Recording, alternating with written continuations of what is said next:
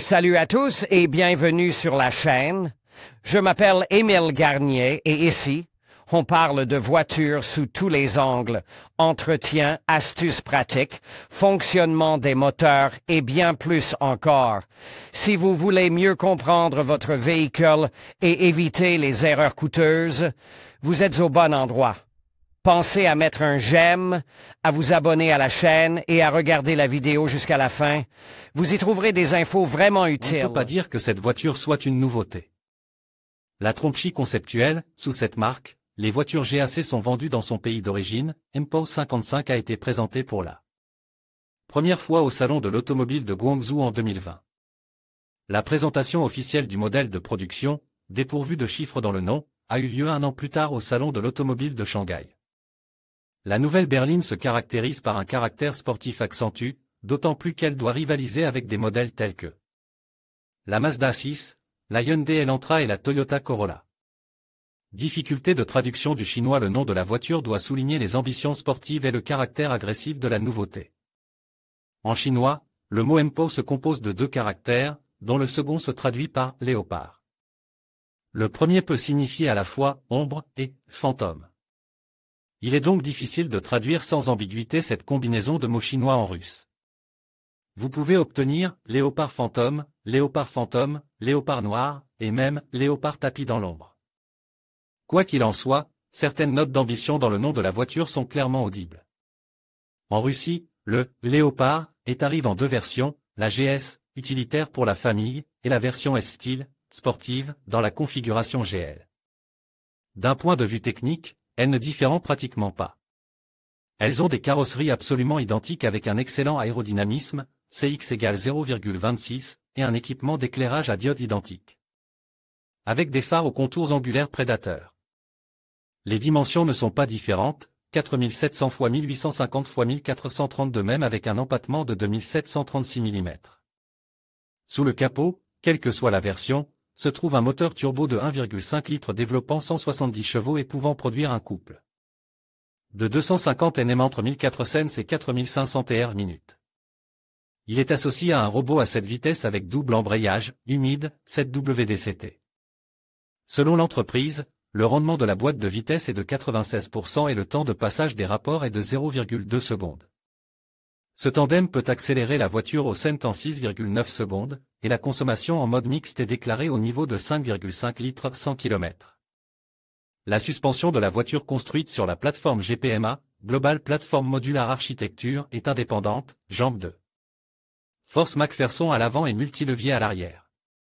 La direction assistée électrique est installée non pas sur l'arbre de direction, mais directement sur la crémaillère, DPEPS.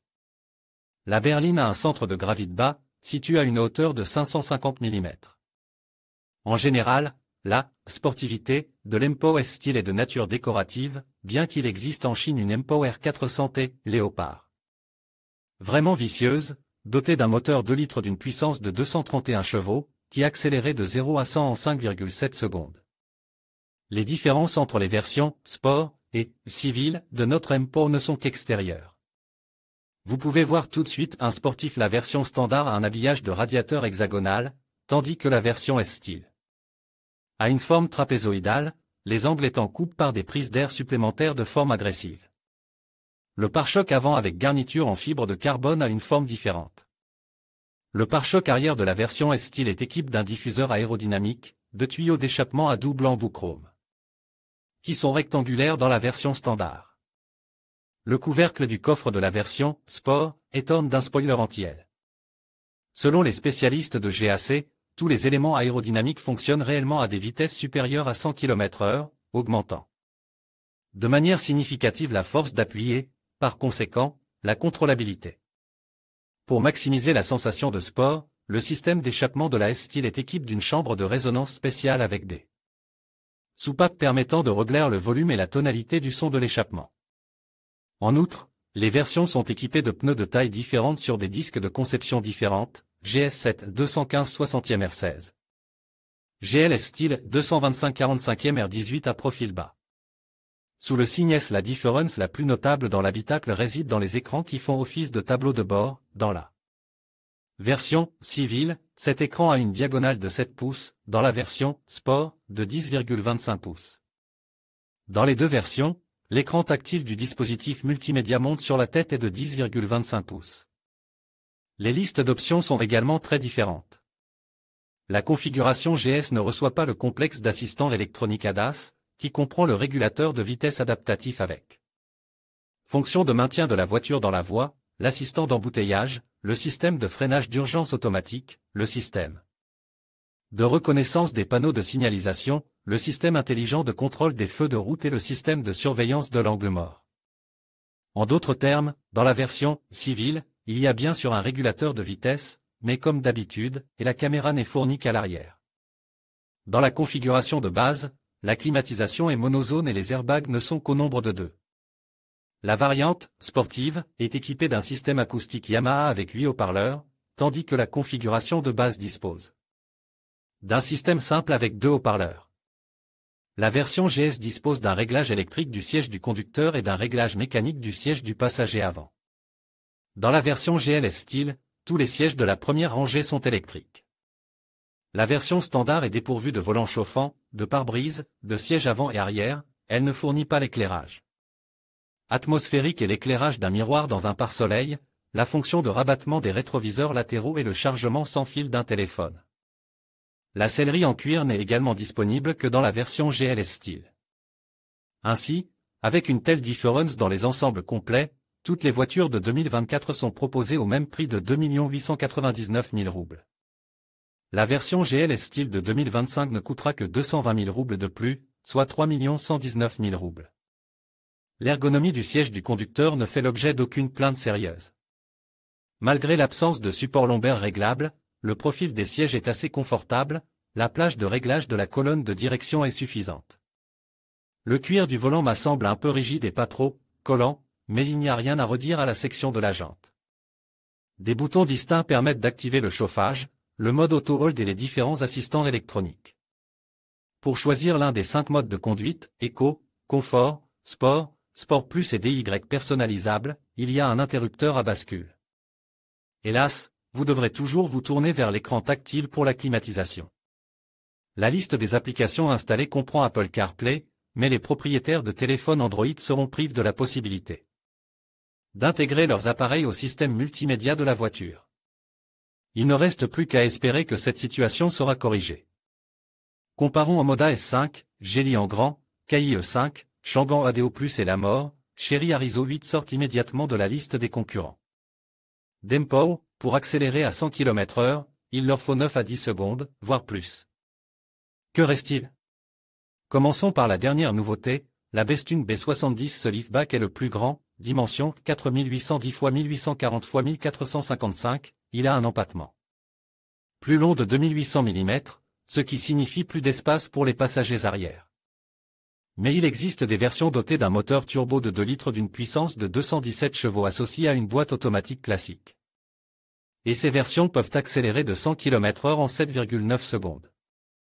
L'Empo n'atteint pas encore la dynamique, la consommation en mode mixte est plus élevée, 7,1 litres 100 km, mais son prix est presque aussi élevé, 3,25 millions de roubles. Le vrai concurrent, bien qu'il n'ait pas gagné une popularité particulière, DFM Aeolus Shine Max, ses dimensions sont légèrement supérieures, 4797 x 1870 x 1475 mm, empattement 2770 mm, mais son moteur turbo de 1,5 litres d'une puissance de 190 chevaux permet de franchir le premier cent en 8,7 secondes. Ce n'est pas non plus très rapide, mais l'économie est tout à fait au niveau, 6,2 litres 100 km en mode mixte, et le prix n'est pas effrayant, de 2,2 à 2,99 millions de roubles.